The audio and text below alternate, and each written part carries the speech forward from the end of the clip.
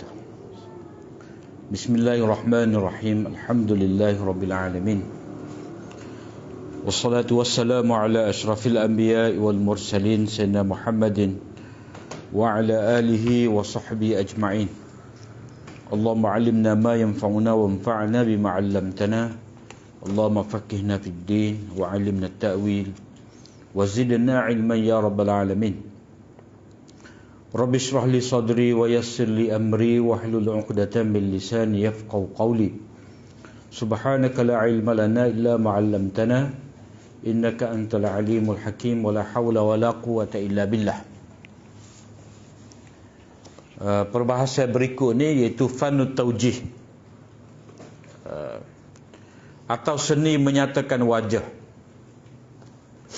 Perbahasan yang akhir ini pada hakikatnya adalah salah satu daripada fan taujih, seni taujih.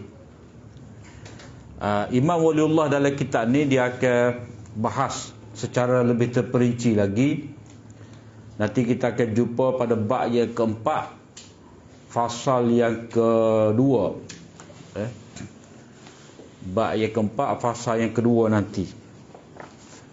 Situ dengan lebih detail lagi Imam Waliullah akan bahas berkenaan dengan fanut taujih. Jadi kalau fasal yang kedua ni daripada bab yang keempat, bab yang terakhir lah.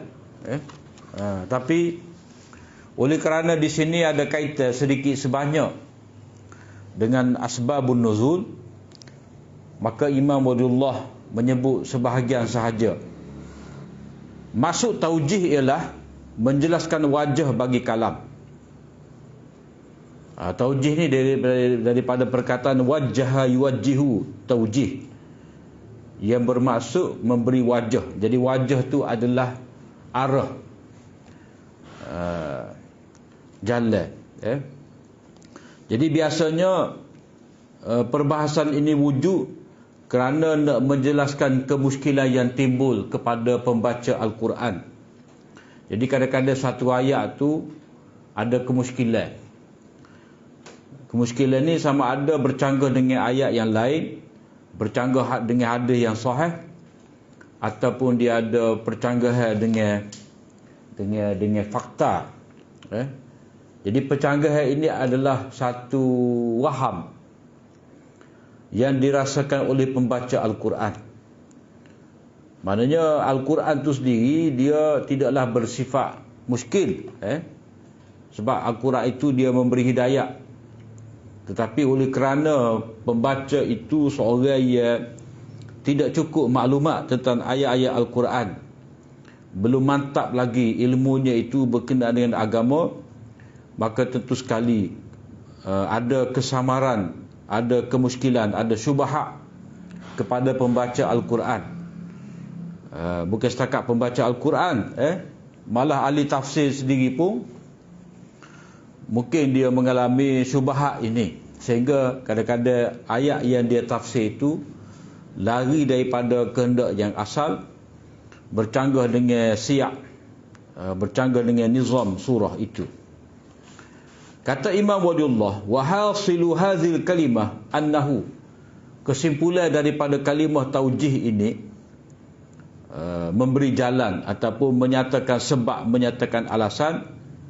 Yang pertama, kata beliau, kadang-kadang terdapat dalam ayat syubhat yang zahir.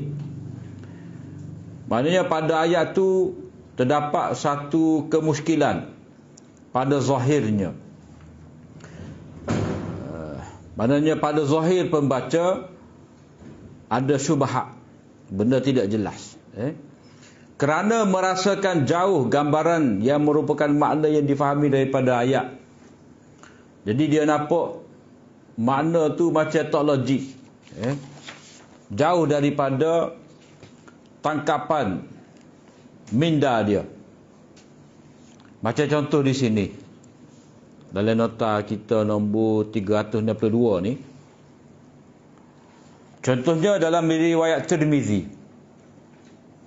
Dalam riwayat Tirmizi, an Adi bin Hatim qala ataitu an-nabiy sallallahu alaihi wasallam wa fi unuqi salibun min zahab faqala ya Adi itrah anka hadzal wasan wa sami'tuhu yaqra' fi surati Bara'ah ittakhadhu ahbarahum wa ruhbanahum arbaban min dunillah qala amma innahum lam yakunu ya'budunahum walakinnahum kanu idza ahallu lahum syai'an istahallu wa idza harramu alaihim syai'an harramuhu. Hadha hadithun gharib la na'rifu illa min hadithi Abdussalam ibn Harb wa Ghutaif ibn A'yan laysa bima'rufin fil hadis. Daripada Adi bin Hatim katanya, aku datang menemui Nabi SAW dalam keadaan aku memakai di leher salib emas. Maknanya ada palai yang diperbuat daripada emas yang dipakai oleh Adi bin Hatim sebab dia asalnya Kristian. Jadi orang Kristian ni bagi dia salib itu adalah lambang kepada pembebasan, penebusan dosa yang dibuat oleh Nabi Isa, membebaskan dosa warisan. Sebab itulah bagi golongan Kristian ni salib itu penting. Sebab pada kepercayaan mereka Nabi Isa itu disalib untuk menebus dosa warisan yang diwarisi daripada Nabi Adam. Jadi baginda bersabda, wahai Adi, buangkanlah berhala ini dari dirimu. Maknanya Nabi pun kata salib itu adalah berhala. Yang ni yang disembah. Yang disembah. Memanglah orang Kristian pun memang dia kena ada salib itu di leher dia, di gereja ataupun di mana-mana tempat dia buat tatu apa semua tu. Jadi Nabi suruh buat. Jadi Nabi menamakan salib itu sebagai berhala. Wasan. Wasan. Jadi berhala tu tidak semestinya dalam rupa manusia, dalam rupa makhluk tertentu. Salib pun kalau dia ada isyarat kepada sesuatu, itu pun Nabi tak benarkan. Jadi kalau macam kita ni capa tu lah kena beringat sikit. Lebih-lebih capa tu takut jadi macam salib bagi Kristian. Sebab benda tu simbol kepada penebusan dosa, pembebasan. Jadi kalau capa tu bagi dia simbol kemuliaan Nabi, iaitu Nabi dapat naik ke Mi'raj dengan pakai selipar tu. Jadi macam-macam lah dia kata. Kalau Nabi Musa tu nak pergi munajat dengan Allah Ta'ala di Bukit Tur Sina, Allah Ta'ala suruh pecah selipar. Jadi Nabi ni bawa selipar naik ke langit, ke Mi'raj itu. Jadi semua tu adalah satu benda yang diwahamkan. Orang tu sendiri buat kepercayaan. Sedangkan tak ada riwayat menyebut berkenaan dengan selipar tu. Memang pun dari segi logik Nabi pakai selipar, tapi tidak sabit kemuliaan itu pada selipar. Tapi orang kita ni dia melazimkan benda yang tidak lazim, beriltizam dengan benda yang tidak patut dia beriltizam. Sebab agama kita ni agama tauhid, dia tidak ada simbol tertentu. Hatta boleh sabit ke gapo. Kubah tu pada hakikatnya bawal. Bawal. Kalau kita tengok kubah tu dia macam bawal Bombay. Sebab apa? Sebab pengaruh budaya India. Cuma dalam bab seni ni, dalam bab seni estetika ni, bila Islam hari tu dia buatlah segala bentuk simbol yang berasaskan kepada benda-benda yang bernyawa. Kalau adanya dalam bentuk daun, dalam bentuk tumbuhan, dalam bentuk makhluk-makhluk yang tidak bernyawa. Sebab apa? Sebab agama tauhid ni dia tidak memfizikalkan Allah Ta'ala dalam rupa sesuatu. Sebab Tuhan tu dia, kita belajar sifat-sifat Allah Ta'ala itu semua tu dalam bentuk konsep, dalam bentuk kesempurnaan dirinya. Kita terima mengikut apa yang diberitahu dalam nas, dalam Al-Quran hadis, dan tidak perlu kita menggambarkan dalam rupa-rupa tertentu. Begitu juga bila kata agama tauhid ni, dia tidak perlu kepada mana-mana simbol. Jadi ada simbol tu golongan menyeleweng lah. Kalau kita kata golongan Syiah, dia lima jari tu punch. Panstans dipanggil 5 individu suci. Muhammad, Fatimah, Ali, Fatimah, Muhammad, Ali, Fatimah, Hasan, Husain, 5. Yang mereka anggap sebagai 5 individu suci. Kalau Berelwi ni dia ambil capalah. Sebab itulah hak mana kita suka ambil sibuk capa tu sepatutnya tak perlulah. Kalau nak kata capa, buat jadi sebagai selipar lah. Tapi itu pun tidak mesti kita beriltizam dengan design. Design tu pun sendiri khilaf. Tak jelas juga.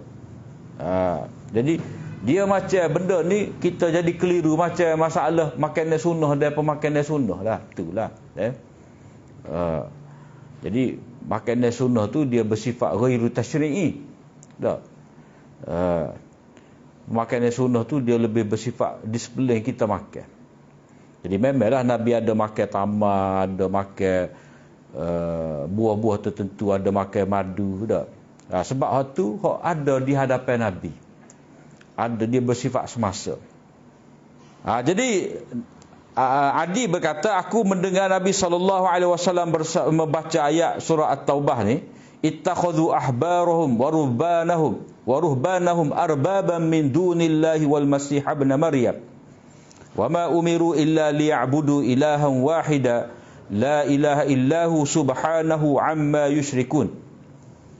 Mereka menjadikan pendeta-pendeta dan ahli agama sebagai Tuhan-Tuhan selain dari Allah. Dan juga mereka mempertuhankan Al-Masih Ibnu Maryam.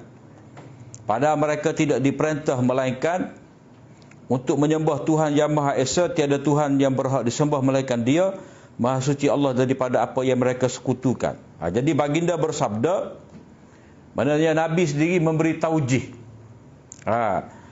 Takut-takut orang kata, lagu mana ia dikatakan sembah padri ni, menjadikan padri sebagai Tuhan. Jadi Nabi kata, sesungguhnya mereka tidak menyembah para pendeta tu. Mereka tidak sembah, mereka tidak sujud. Mereka tidak menganggap pendeta tu sebagai Tuhan, pencipta alam, Tuhan yang mentadbir alam. Tetapi apabila pendeta itu menghalalkan sesuatu untuk mereka, maka mereka menganggap halal. Apabila pendeta mengharamkan ke atas mereka sesuatu, lalu mereka menganggap haram. Jadi Nabi sendiri memberi taujih. Maksud menjadikan padri-padri pendeta ni sebagai arbab. Arbab ni jamak pada Rabb. Rabb tu maknanya yang memelihara, yang mentadbir, yang memiliki, yang mencipta, yang menetapkan undang-undang.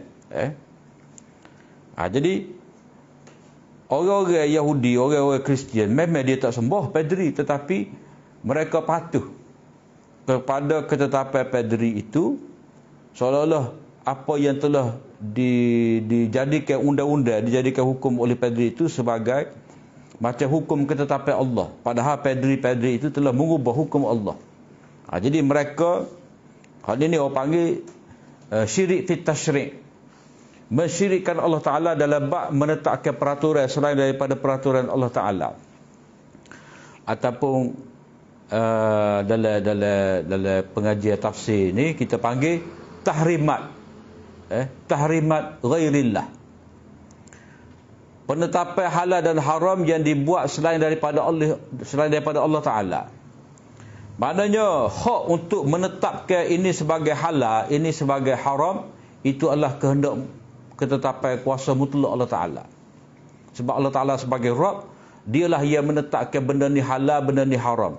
Jadi kalau manusia itu menetapkan hukum sehingga menghalalkan benda yang haram, mengharamkan benda yang halal, berarti dia telah mengambil kuasa Allah Ta'ala.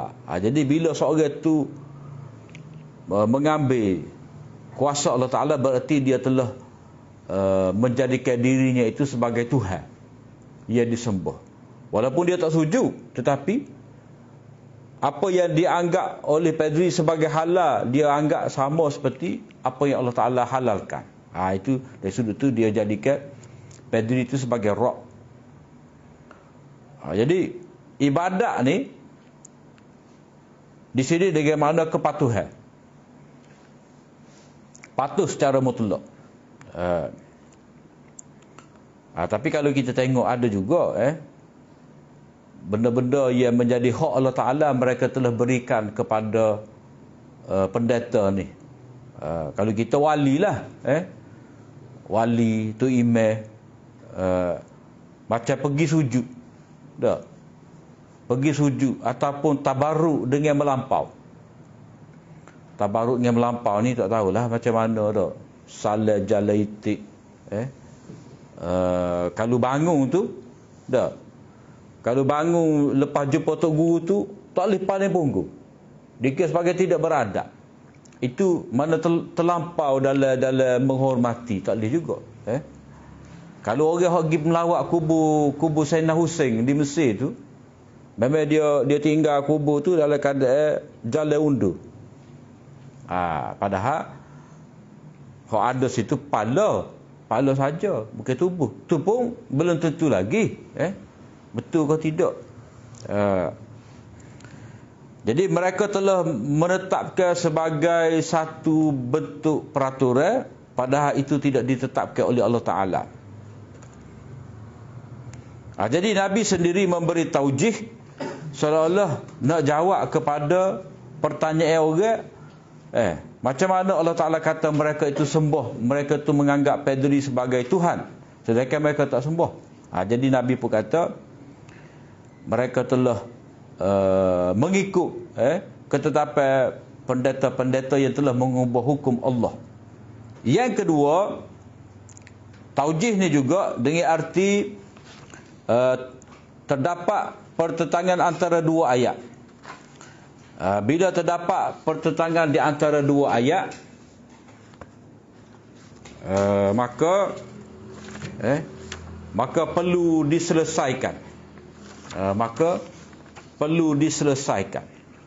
Jadi hal ni mana ni?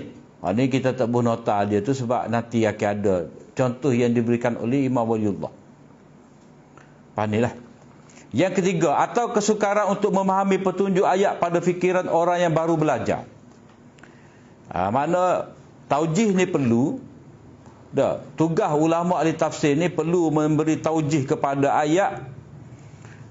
Bila mana orang yang mula-mula baca Quran itu dia tidak dapat faham. Mungkin contoh yang kita boleh bagi di sini, baca surah Baqarah lah mula-mula sekali kan. Allah Ta'ala kata zalikal kitabul la raiba fih hudan lil muttaqin. Itu dia kitab Al-Quran yang tidak ada sebarang keraguan padanya, itu menjadi hidayah untuk orang-orang bertakwa. Situ Allah Ta'ala kata hidayah untuk orang bertakwa.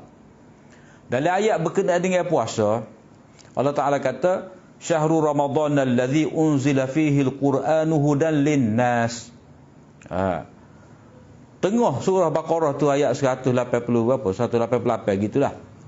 Allah Ta'ala kata bulan Ramadan yang diturunkan padanya itu Al-Quran yang menjadi hidayah kepada manusia. Jadi awal Baqarah ayat yang kedua Allah Ta'ala kata hidayah untuk orang bertakwa. Hal ini hidayah untuk manusia. Sedangkan takwa, orang bertakwa tu lebih khusus. Manusia ni semua manusia lah. Kalau kita kata hidayah untuk orang bertakwa, maknanya tidak ada peluang lah untuk orang kafir, untuk orang munafik dapat hidayah daripada Quran. Jadi khusus untuk orang bertakwa. Ayat 188 itu pula hidayah untuk untuk manusia semua boleh berlaku. Maknanya tidak khusus pada orang bertakwa. Jadi di situ ada percanggahan dan mungkin kepada setengah orang baru belajar dia tak apa faham. Macam mana? Jadi dari segi taujihnya kita boleh kata hidayah untuk orang bertakwa tu memang syarat. Kalau seseorang tu nak dapat hidayah ia sepenuhnya, dia kena bertakwa kepada Allah Ta'ala, barulah Quran tu benar-benar menjadi hidayah pada dia. Bila dia bertakwa, takut kepada Allah Ta'ala, mentaati perintah-perintah Allah SWT, menjauhi larangan dia, takut kepada neraka, maka pada ketika itulah dia dapat menghayati, dapat pengajaran, dapat hidayah dengan sempurna daripada Al-Quran. Kemudian yang dikatakan hidayah untuk manusia ni Maknanya Quran itu sendiri dapat menjadi hidayah kepada manusia. Mana sifat Quran itu sendiri, dia memang berpotensi. Ada kelayakan. Siapa-siapa pun ada kelayakan, kemampuan untuk faham Quran. Kalau dalam mantik ni dia panggil hidayah untuk manusia bil quwwah. Mana semua berpeluang untuk dapat hidayah daripada Al-Quran. Tak kira lah lelaki ke perempuan ke, mukmin ke, muttaqin ke, dah. Orang-orang yang sesak, orang munafik, orang kafir pun tetap ada peluang nak dapat hidayah daripada Al-Quran. Tetapi nak dapat hidayah bil fi'li, betul-betul dapat hidayah, syarat dia kena takwa. Dah. Yang keempat, atau dia tidak memahami faedah adanya ikatan dalam ayat. Maknanya orang yang belajar tafsir ni, orang baca Quran ni kadang-kadang bila dia baca ayat tu ada disebutkan sifat ataupun qaid ni, adanya ikatan tu qaid lah. Jadi dia tak faham. Macam contoh dalam surah Ali Imran, sini kita tak sebut macam ayat ya ayyuhallazina amanu la ta'kulu riba adha'afan mudha'afah. Janganlah kamu memakai harta riba tu berlipat kali ganda. Apakah boleh kita nak faham kalau makan riba sikit-sikit tak apa? Hak tu hal lain ni makan riba berlipat kali ganda. Kalau hak tu tak apa pula. Ya kau lagu tu. Hak ni dalam surah Ali Imran ayat yang ke 130. Ya ayyuhallazina amanu la ta'kulu riba adha'afan mudha'afah. Janganlah kamu wahai orang-orang beriman makan riba berlipat kali ganda. Jadi berlipat kali ganda tu sebagai syarat ataupun sebagai sifat ataupun sebagai ikatan, itu orang panggil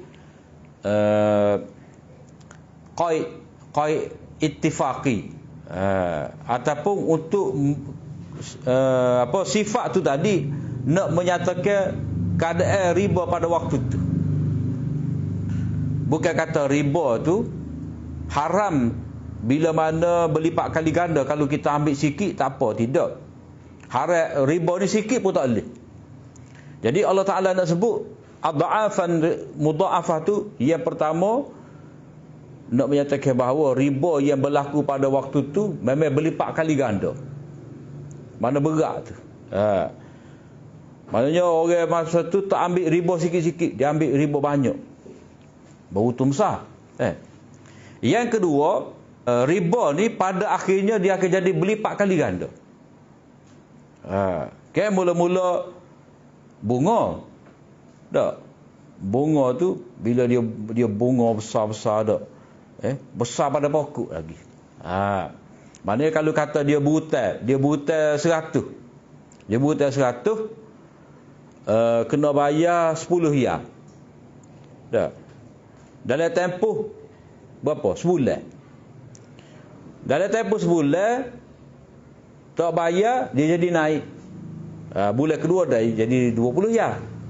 Bulan ketiga jadi 30 riyal. Bulan ke-6 60 riyal dah. Bulan ke-10 100 riyal. Jadi modal pokok dengan bunga tu sudah sama besar. Jadi berlipat kali ganda. Akhirnya kesudahan orang tu jadi hamba. Sebab dia tak dapat bayar hutang.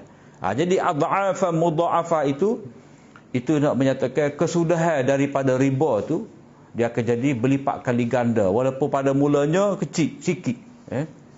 Jadi itu orang panggil taujih juga. Jadi dia baca ayat tu adha'afan mudha'afah, jadi dia anggap yang diharamkan hanya berlipat ganda, kalau sikit-sikit tak apa. Itu dia maknanya dia tidak faham maksud ikatan itu, sifat tu dalam ayat. Jadi apabila ahli tafsir berusaha untuk menyelesaikan kemuskilan ini, yang mana merangkumi juga pertentangan antara beberapa ayat, maka ini dikira sebagai taujih.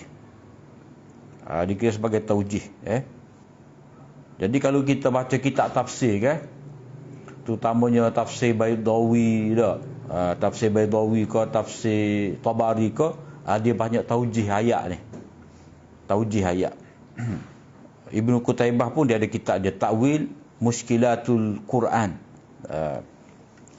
Contoh taujih ialah yang pertama sebagaimana dalam ayat ya ukhta Harun ma kana abuki mar'a sawin wa ma kanat ummuki baghiya. Wahai saudara perempuan Harun, bapamu bukanlah seorang yang buruk akhlaknya dan ibumu pula bukanlah seorang perempuan yang jahat.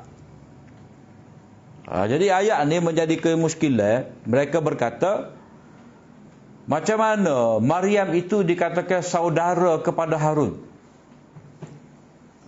Maknanya gambaran yang difahami oleh pembaca Al-Quran, dia kata Harun ni Harun saudara Musa lah. Jadi Harun saudara Musa tu macam mana dia pula menjadi saudara kepada Maryam? Itu wajah kemuskilan kepada orang hak belajar, orang hak baru belajar Al-Quran. Jadi mereka berkata tempoh antara Nabi Musa dan Nabi Isa itu satu tempoh yang begitu lama. Oleh itu bagaimana mungkin Nabi Harun itu menjadi saudara kepada Maryam? Seolah-olah penyoal itu menyembunyikan dalam fikirannya bahawa Harun ini adalah saudara kepada Nabi Musa.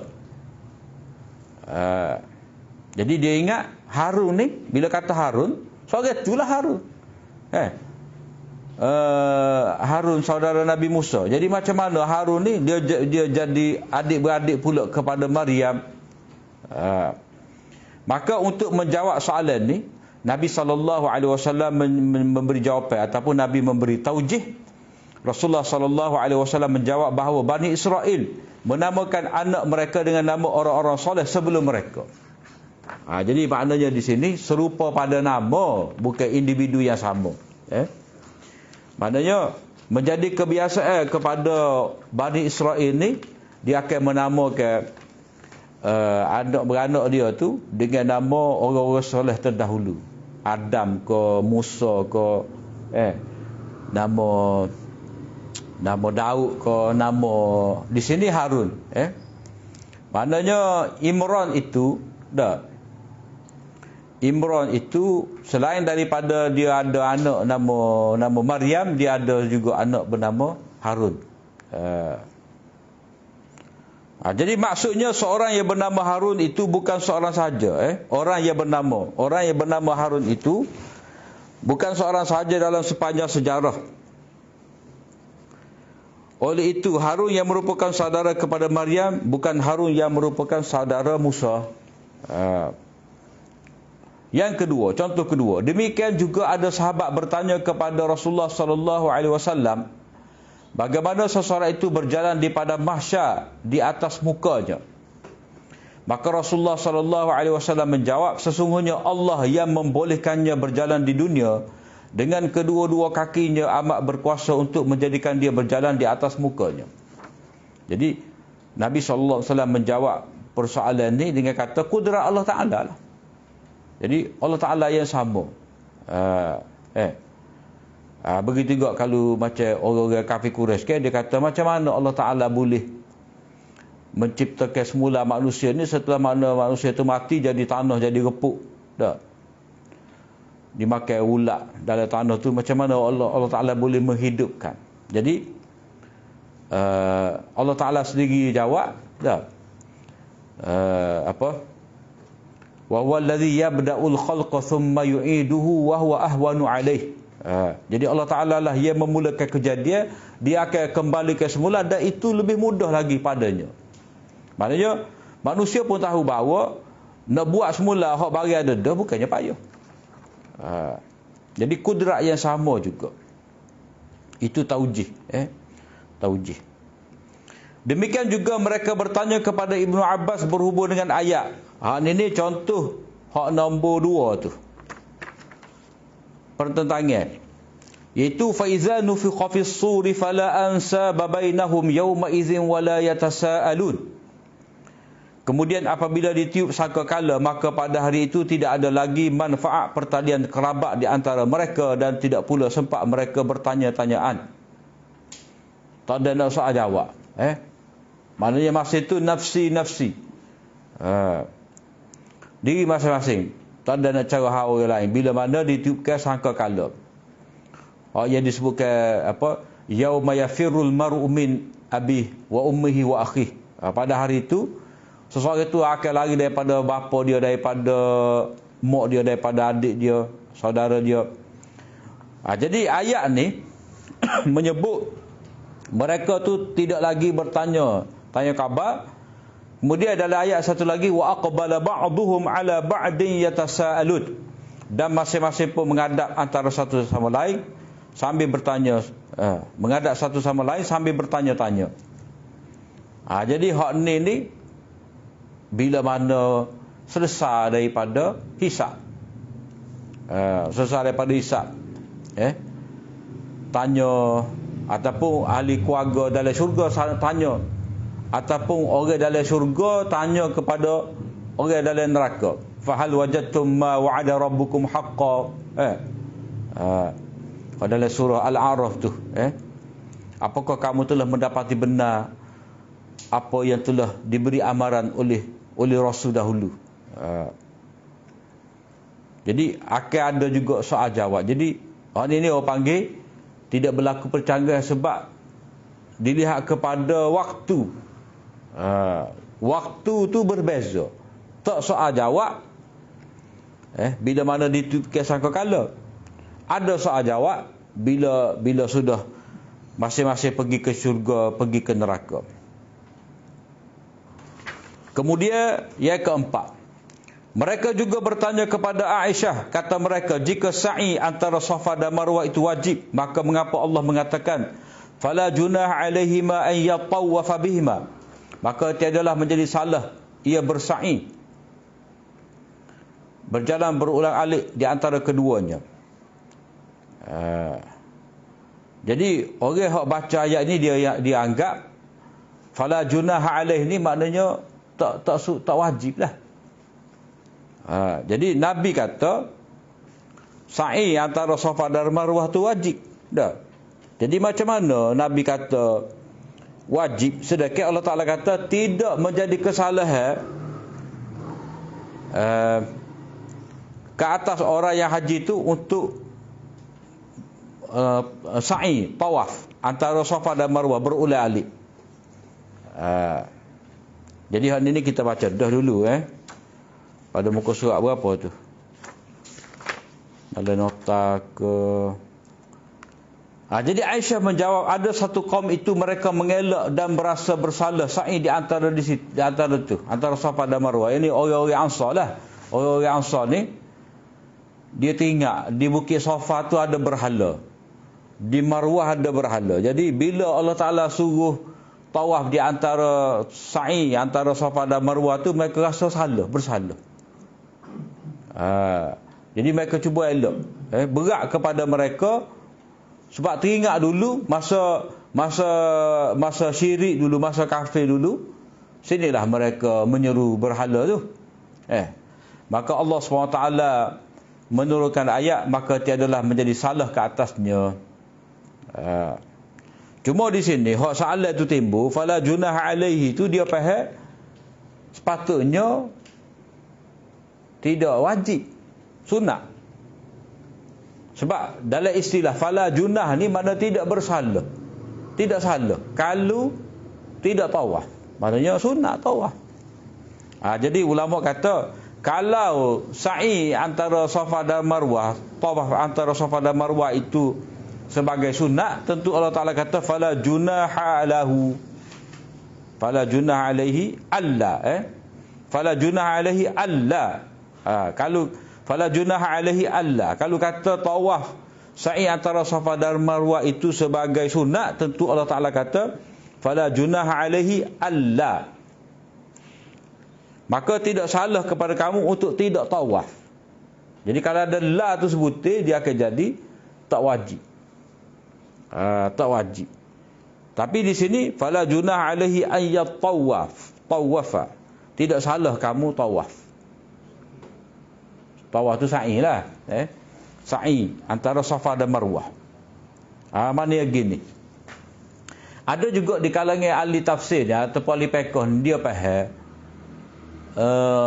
sa'i antara Safa dan Marwah ni dia tidak rukun.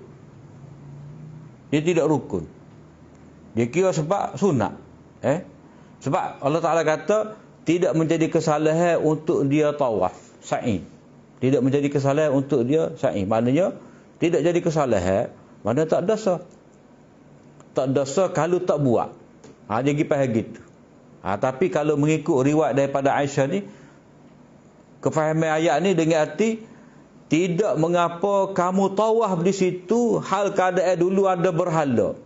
Sekarang ni sudah tak ada berhala, tidak menjadi kesalahan untuk kamu tawaf ataupun sa'i di situ. Dia macam di Kaabah tu lah. Kaabah tu sendiri dulu ada 300 lebih berhala. Bila Nabi telah hancurkan berhala, maka tak timbul lah memperbesarkan berhala-berhala, sebab berhala tu sudah dihapuskan. Begitu juga di sini, tidaklah menjadi kesalahan kamu untuk sa'i antara Safa dan Marwah, sebab sekarang ni sudah tidak ada berhala di situ, walaupun dulu kamu pernah dalam keadaan tidak beriman dulu, kamu pernah sa'i di situ dengan ada berhala-berhala. Jadi sekarang ni kalau mari cerita kepada kamu berhala tu, sebenarnya tak perlu kamu bimbang. Sebab berhala tu sudah tidak ada. Jadi sa'i antara Safa dan Marwah ni, itu adalah syariat Nabi Ibrahim. Maknanya kamu balik kepada syariat yang sebenar. Dalam keadaan sudah tidak ada berhala di situ. Yang kelima, sebagaimana Umar bin Al-Khattab bertanya kepada Rasulullah sallallahu alaihi wasallam makna ikatan syarat in khiftum, jika kamu takut, dalam firman Allah Taala kepada itu ayat wa idza darabtum fil ardi falaysa alaikum junahun an taqsuru minas salah in khiftum an yaftinakumul ladzina kafaru. Tidak menjadi kesalahan kepada kamu bila mana kamu mengembara di muka bumi ni untuk kamu ringkaskan sembahyang jika kamu takut diserang, diuji oleh orang-orang kafir. Jadi jika kamu takut tu, itu adalah syarat qaid. Jadi macam mana boleh qasar juga dalam keadaan aman? Maka Nabi sendiri memberi taujih. Nabi bersabda, itu adalah sedekah yang Allah berikan kepada kamu, terimalah. Maknanya orang-orang mulia lagi dermawan tidak menyempitkan dalam bersedekah. Maknanya kalau itu biasa bagi, dia akan bagilah. Dia tetap memberi. Demikianlah Allah SWT tidak menyebut ikatan syarat ini untuk menyempitkan. Bahkan sebenarnya ikatan ini datang secara kebetulan. Dipanggil ittifaqi. Untuk menyatakan kebiasaannya memang ada gangguan daripada musuh. Kebiasaannya. Tetapi tidaklah kata untuk menyempitkan. Maksud menyempitkan ni, kamu hanya dibenarkan qasar kalau kamu takut diserat oleh musuh. Kalau kamu amal, tak boleh qasar. Jadi kalau lagu tu tak ada sifat kemurahan Allah Ta'ala. Jadi qaid ikatan syarat in khiftum tu disebutkan oleh Allah Ta'ala untuk menyatakan bahawa biasanya, ghalibnya, bila seseorang tu bermusafir, tentulah dia dalam kebimbangan. Learn ni pun ada bimbang juga. Kita nak berhenti R&R ke, kita jalan tengah malam ke, takut kena sekat ke, lalu yang sunyi, dia tetap ada. Tetap ada tu. Jadi qaid ini untuk kebetulan ni dengan arti untuk menyatakan realiti sebenar ataupun apa yang berlaku secara umum. Contoh berhubung dengan taujih ini sangat banyak. Banyak ni maknanya kita boleh carilah dalam kitab-kitab tafsir, terutamanya tafsir Baydawi lah. Kitab tafsir Baydawi, hak kecil lah. Kalau hak besar tu Tabari. Tujuan di sini ialah untuk memberi peringatan tentang maknanya dan maksudnya. Hal ini sebagai panduan secara umum lah. Nak tahu satu persatu tu kena balik sendirilah kitab tafsir. Kemudian menyaring sebab nuzul dan taujih muskil. Maknanya seorang ahli tafsir dia kena banyak merujuk kepada hadis-hadis berkenaan dengan tafsir ayat ni dalam Sahih Bukhari, dalam Tirmizi dan dalam Al-Hakim. Saya berpendapat adalah bersesuaian di sini untuk saya menyebut dalam bab kelima apa yang dinukilkan oleh Bukhari, Tirmizi dan Hakim dalam kitab tafsir mereka, iaitu riwayat sebab nuzul dan taujih kemuskilan ayat dengan sanad yang baik kepada sahabat atau Rasulullah sallallahu alaihi wasallam dengan cara penyaringan, penapisan dan ringkas, tidak detail. Mana yang gapo? Syekh Waliullah sebut bab kelima ni, kita kena ingat Risalah Fawzul Kabir ni dia ada 4 bab sebenarnya. Bab yang kelima tu kita baca dah dulu. Syekh Waliullah kata bab yang kelima ni saya akan menyebut gharib ayat kalimah gharib, perkataan yang sukar difahami. Jadi kata Syekh Waliullah, untuk cetak kitab dia ni kamu boleh buat satu bab yang berasingnya. Mana bab kelima ni boleh buat risalah khusus yang dipanggil sebagai nama Fathul Khabir, fima la budda fima la budda minhu lil mufassir, gitulah. Fathul Khabir. Maknanya bagi ahli tafsir dia kena tahu beberapa kalimah yang sukar difahami, yang mana Syekh Waliullah akan buat dalam bab yang berlainan. Jadi kata dia bab yang kelima ni, sama ada kamu nak buat bab yang berasingnya jadi risalah yang suku, ataupun kamu nak sertakan pada bab yang kelima, terpulailah. Itu kita ada bincang pada awal-awal dalam kitab gharib, dalam bahagian gharib tu, sebab-sebab kesukaran memahami Al-Quran. Jadi mengikut Syekh Waliullah ni, dia nak menjelaskan gharib Al-Quran itu, kalimah-kalimah tu seperti mana yang disebutkan oleh Imam Bukhari. Sebab kalau kita belajar Bukhari kan, Bukhari ni dia akan memberi tafsir kalimah-kalimah Quran. Terutamanya dalam kitab tafsir, dia akan sebut kalimah tu dengan makna gapo. Jadi ada dalam Tirmizi dan Hakim, tiga di sini. Sebab apa? Sebab lebih nampak riwayat tentang tafsir ni dalam 3 kitab ni. Adapun dalam Abu Daud dia tak ada kitab tafsir. Dalam kitab Ibnu Majah pun tak juga. Nasai lebih-lebih lagi lah. Kalau adanya dalam 3 kitab ni. Adapun dalam Sahih Muslim dia tak banyak. Rasa dalam 20 hadis tak. Sikit lah. Tak banyak riwayat tafsir Quran dalam Sahih Muslim. Tak banyak. Tapi dalam Bukhari, Tirmizi memang banyak lah. Jadi Syekh Waliullah menyebut di sini, saya nak saring lah. Nak saring, maknanya tidak semua hadis-hadis itu diperlukan untuk dijadikan penafsiran kepada Al-Quran dengan begitu detail. Maknanya seolah-olah hanya perlu berpada dengan riwayat dalam Bukhari, Tirmizi dan Al-Hakim. Mana tak perlu ni dengan sebegitu banyak dalam tafsir Tabari. Nak cari, kalau nak kutip belaka dalam tafsir Tabari, dalam Durrul Mansur oleh Suyuti, memang banyaklah, capur habis belaka. Jadi sebabnya kerana 2 perkara. Pertama, mengingati asal-asal dengan jumlah ini adalah mesti pada ahli tafsir.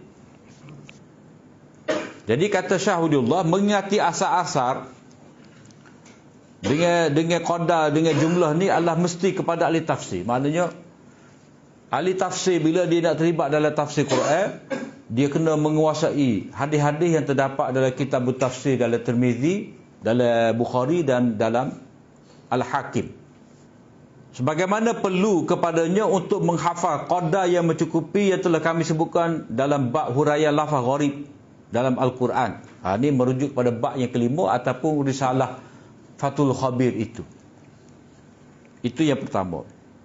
Yang kedua, perlu diketahui bahawa tiada kaitan kebanyakan apa yang diriwayatkan berhubung dengan sebab nuzul dalam memahami makna ayat Al-Quran kecuali sedikit sahaja. Iaitu berkaitan kisah-kisah yang disebutkan dalam ketiga-tiga kitab tafsir ini yang merupakan tafsir yang paling sahih di sisi ulama hadis. Maknanya tafsir yang pertama, tafsir Quran bil Quran, tafsir Quran bil sunnah. Jadi sumber tafsir Quran bil sunnah ni boleh didapati dalam ketiga-tiga kitab ni lah. Ini pun sudah memadai dah. Maknanya Syah Waliullah nak mengingatkan kepada kita bahawa setengah daripada kitab tafsir bil ma'thur itu dengan banyak riwayat, tambah pula riwayat itu tidak disaring antara sahih dan dhaif. Jadi kadang-kadang itu menyebabkan ahli tafsir itu dia hanyut, dia lari jauh daripada makna ayat Al-Quran sebab dia sibuk dengan hadis-hadis yang tidak sahih. Habis itu. Kemudian sikap berlebihan setengah ahli tafsir berhubung dengan keterlaluan ataupun sikap berlebihan Muhammad bin Ishaq Al-Waqidi dan Al-Kalbi dalam bab ini ialah di mana mereka mengemukakan di bawah setiap ayat cerita yang dihikayatkan atau kisah yang disebutkan maka itu tidak sahih di sisi ahli hadis, pada sanadnya itu ada pertikaian. Maknanya gini, Ibnu Ishaq ni seperti mana kita maklum, dia adalah tokoh maghazi, tokoh sirah. Jadi banyak riwayat-riwayat dia tu walaupun dia dianggap sebagai imam maghazi, tetapi dalam sanad-sanad dia tu banyak sanad yang lemah. Tambahan dia tu sendiri dipertikaikan oleh ulama seperti Yahya bin Sa'id Al-Qattan, Imam Malik. Jadi ini contoh dua orang ni cukup dah bagi mentajrihkan ataupun bagi menganggap Ibnu Ishaq ni tidak kuat dalam hadis. Jadi berkenaan dengan Ibnu Ishaq ni pun kita maklum dah sebab Maulana Nasri pun ada tulis dah berkenaan dengan Muhammad bin Ishaq ni tokoh maghazi. Cuma kita nak sebut kesimpulannya iaitu ulama ia dikatakan mentajrihkan, melemahkan Ibnu Ishaq ni, mereka mentajrihkan secara mutlak bahawa riwayat Ibnu Ishaq tidak boleh dipakai. Adapun ulama ia ada puji Ibnu Ishaq, tetapi dalam ketika yang lain mereka juga mengkritik Ibnu Ishaq. Begitu juga orang yang terima Ibnu Ishaq ni dia terima bersyarat, iaitu riwayat dia tu mestilah